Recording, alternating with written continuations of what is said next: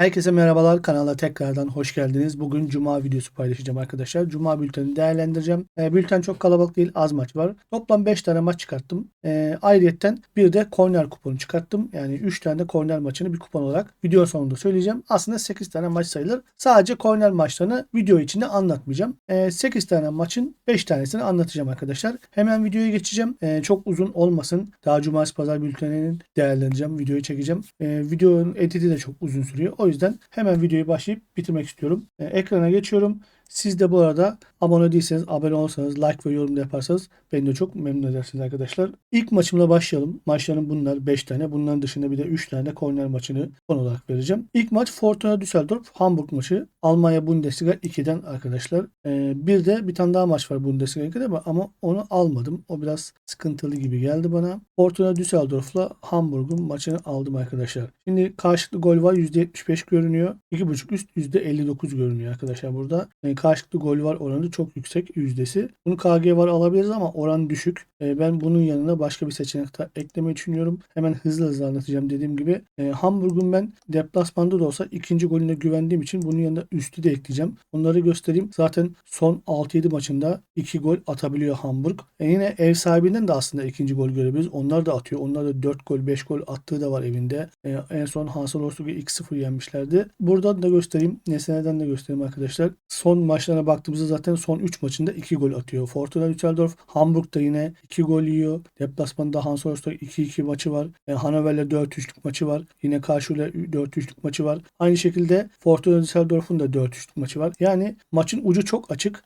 Maç 4-5 gol bandında bitebilir. 4-5 gol oranı çok yüksek. Bunu değerlendirmek isterseniz sürpriz kuponda değerlendirebilirsiniz. 2.70 oranı var. Biz ne alacağız? KG var zaten %70 yüzde görünüyordu. Bunun yanına üstü de ekleyip maç sonu KG ve 2.5 üst oynayacağız. 1.42 oranı var. Bize yeter, güzel bir oran. Cuma günü zaten çok sürpriz çıkar. Fazla sürprize yakalanmadan biraz daha ideal oranlara gitmek lazım. Üst ve var 1.42, bunu öneriyorum. Siz sadece üst oynayabilirsiniz isterseniz. O sizin tercihiniz.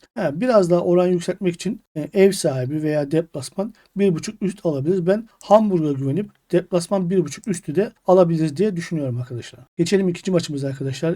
Hızlı anlatacağım. Çok uzun olmasın video, tekrar söyleyeyim. Bu arada siz de abone değilseniz abone olsanız tekrar onu da hatırlatayım. Telegram grubumuz da var arkadaşlar. Telegram kanalımızda katılabilirsiniz. Orada ücretsiz maçları paylaşıyorum. Her gün korner kuponları paylaşıyorum. Bir tek Perşembe günü korner kupon tutmadı. Kötü gitti sayılır. Ama diğer günlerde 2'de 2, 3'te 3 yaptığımız oluyor arkadaşlar. Hemen geçelim PSV maçına. Go Ahead Eagles kendi evine PSV'yi ağırlayacak. Go Ahead Eagles bu sene kendi evine çok güzel top oynuyor arkadaşlar. PSV'de biliyorsunuz zaten ligin lideri, 10 puanda fark yapmışlar. Çok az gol yedi PSV bu sene. 13 gol yedi. Çok nadir gol yedi arkadaşlar. Ama Go Ahead Eagles evinde güzel top oynuyor. Onu tekrar söyleyebilirim. Hele şurada ligin ilk başında çok güzel oynuyordu. Son haftalarda biraz duruldu ama yine toparlama sürecine girdi. 2-2'lik maç var burada. Neklimegen maçı. Zwolle 1-1 berabere kaldı ama bu maçta penaltı kaçırdı. Valvik'i yendi yine son hafta. PSV'ye bakalım. Onlar ne yapıyor? Deplasmana bakalım. Genel durumuna bakmaya gerek yok. Zaten liderler. İlk haftada zaten hiç gol yemiyordu arkadaşlar. Şu son haftadır, son 4 haftadır gol yemeye başladı. Utrecht'ten yedi, Ajax'tan yedi, Volendam'dan bile yedi. Yani şu an oynadığı Go Ahead Eagles Volendam'ın 2-3 kat gömlek üstünde bir takım. Kendi evinde oynadığı maçlarda. Yine Zwolle'dan 2-3 kat gömlek üstün bir takım. Ben PSV bir gol atacağını bugün düşünüyorum. Artı bunu destekleyen bir şeyimiz daha var. Hafta içi PSV Eindhoven Borussia Dortmund deplasmanına gidecek Şampiyonlar Ligi maçı var. Çok önemli bir maç. O yüzden bu maçta rotasyon yapabilir veya 2-0 3-0 öne geçtikten sonra geriye çekilebilir, rahatlayabilir. Yani bugün Go Ahead Eagles'ın ben golünü göreceğiz diye düşünüyorum. Karşılıklı gol var oranı 1.50. Aklınıza yatarsa bunu oynamanızı tavsiye ederim. Bugün geleceğini düşünüyorum. Çünkü Cuma günleri zaten Hollanda'da KG var çok çıkıyor. O da bizi destekliyor. Maç sonu KG önereceğim arkadaşlar. Geçelim Almanya Bundesliga'ya arkadaşlar. Stuttgart kendi evinde Union Berlin'i ağırlayacak. Stuttgart bu sene çok güzel bir performansı var. Ligde 3. sıradalar. Hatta Bayern Münih'i yakalamaya çalışıyorlar ama Bayern Münih burayı kaptıracağını zannetmiyorum. Leverkusen zaten 64 puanla birinci oldu, şampiyon oldu diyebiliriz.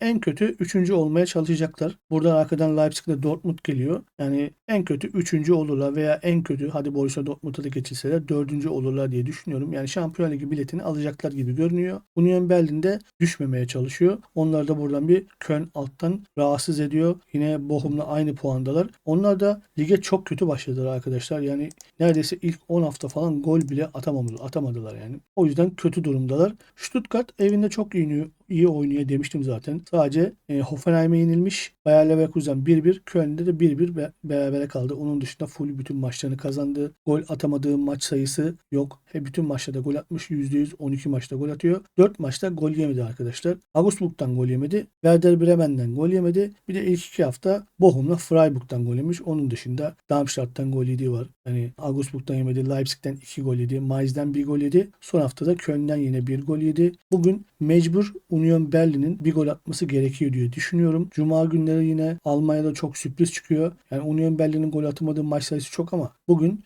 gol atacağını düşünüyorum ben. Stuttgart'ta bir golü var diye düşünüyorum. Yine karşılıklı gol var alacağım buna. 1.68'de oranı var. Aklınıza yatarsa bunu da ikinci kuponumu ekledim ben de. Siz de aynı şekilde ikinci, üçüncü kuponunuzu ekleyebilirsiniz. Geçelim İtalya Serie A'ya. Napoli-Torino maçı var arkadaşlar. Napoli sezona kötü başlamıştı. Yani orta sıralara kadar geriledi. Şu an Atalanta'yı geçmeye çalışıyor. Yani belki de Roma'yı da geçebilir. Roma'yı da yakalayabilir ama Roma'da bu ara çıkışta. Napoli de bu son 2-3 maçtan onlar da çıkışta. Geçen hafta Juventus'u da yendiler. Bugün yine Torino ile oynayacaklar. Torino'da biraz ters geliyor Napoli'ye. Bugün yine Cuma günü bir sürpriz çıkabilir. Gol yiyeceğini ben düşünüyorum aslında Torino'dan ama başka bir tercihe gittim. Onu da söyleyeceğim. Torino'nun dış saha maçlarına da bakalım. Onlar da deplasmanda korner baremine gittim ben burada arkadaşlar. Korner baremi az açılmış. Benim de evinde 7-8 korner atan bir Napoli var. Deplasmanlarda 2, 3 veya 4 tane korner bulabilen Torino var. Korner baremi az açılmışken korneri değerlendirmek istedim burada. Cuma günü fazla sürprize takılmak istemiyorum. 7.5 açılmış. Bunu değil de 8.5'u deneyebiliriz diye düşünüyorum. Çünkü Napoli iyi oynadığı zaman rakip biraz zorlarsa Napoli zaten 7-8 korner kendisi çıkartabiliyor Napoli evinde. 9 korner çıkarttığı da var. O yüzden 8.5 üst korner alınabilir gibi geldi bana. Oynanabilir gibi geldi. Cuma günü 1.53 güzel de bir oranı var. Bunu yine ikinci kuponuma koydum sanırım. Yanlış hatırlamıyorsam. Videonun sonunda vereceğim. Aklınıza yatarsa değerlendirebilirsiniz. Geçelim Fransa Lig 1'e son maçımıza. Nice kendi evinde Montpellier'i ağırlayacak. Arkadaşlar bu sene Nice güzel futbol oynuyor. Yani ligin en az gol yiyen ekibi 17 gol yemişler.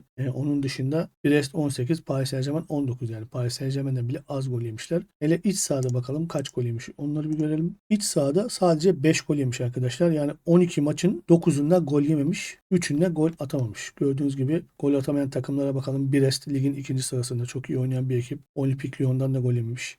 Onun dışında Lens'ten gol yememiş. 2-0'a Lens'i geçmiş. Onları zorlayan bir tek burada Monaco olmuş. 3 gol atmışlar. Bir de onun dışında ikinci gol atabilen yok. Reims bir gol. Bir de ilk hafta Lille bir gol atabilmiş. Onun dışında Nice bu sene gol atabilen takım çok az. Montpellier'e bakalım. Onlar da zaten 16. sıradalar. 23 puan toplamışlar. Düşme potasındalar. Le Havre'yi geçmeye çalışıyorlar. Nantes'ı geçmeye çalışıyorlar. Lorient'i geçmeye çalışıyorlar. Buradan Lorient'i belki altına alabilirler veya Le Havre'ye de alabilirler. Çünkü o potansiyel var. Montpellier bunlardan biraz daha bir tık daha iyi bir takım. Bence çıkışa geçecektir ama o maç bu maç olacağını zannetmiyorum. Nice deplasmanda yenmesi çok zor. Zaten çok zor da gol atıyorlar. Kaç maç gol atamamışlar?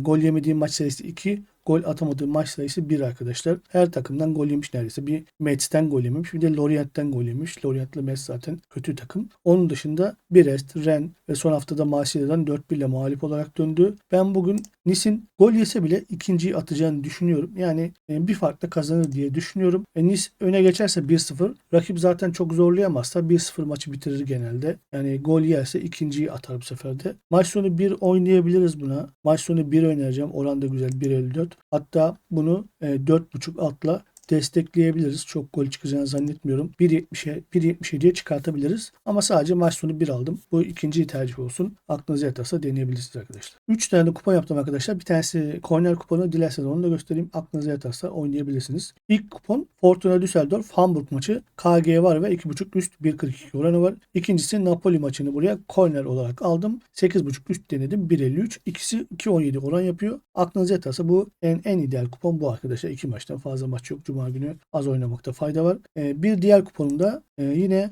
Go Ahead Eagles PSV maçını karşılıklı gol var aldım. Stuttgart Union Berlin maçını karşılıklı gol var aldım. Nice Montpellier maçını maç sonu 1 aldım burada. Bu biraz daha riskli bir kupon gibi. 3.88'de oranı var. Aklına yatarsanız yine bunu da kuponlarınıza ekleyebilirsiniz. Denemek isterseniz oynayabilirsiniz arkadaşlar. Bir de korner kuponu yaptım. Danimarka Süper Ligi'nden Hvidro Nordsjælland 8.5 üst aldım arkadaşlar. 1.39 oranı var. İtalya B'den Parma Brescia maçını 8.5 üst aldım. Yine 1.39 oranı var. Son olarak da Barcelona Mallorca maçına yine 8.5 üst aldım. Bunun da oranı 1.39. Üçünün oranı da 2.69 yapıyor. Aklınıza yatarsa bunu da kuponlarınıza ekleyip ya da bu şekilde oynayabilirsiniz arkadaşlar. Ve videomuzu sonlandıralım arkadaşlar. Çok uzun olmasın. Daha editini yapacağım. Maçlar bunlar da Cuma günleri çok sürpriz çıkar. Az maç oynayın. Az miktarlarda oynayın. Kendinizi üzmeyin. Kendinize iyi bakın. Hoşçakalın.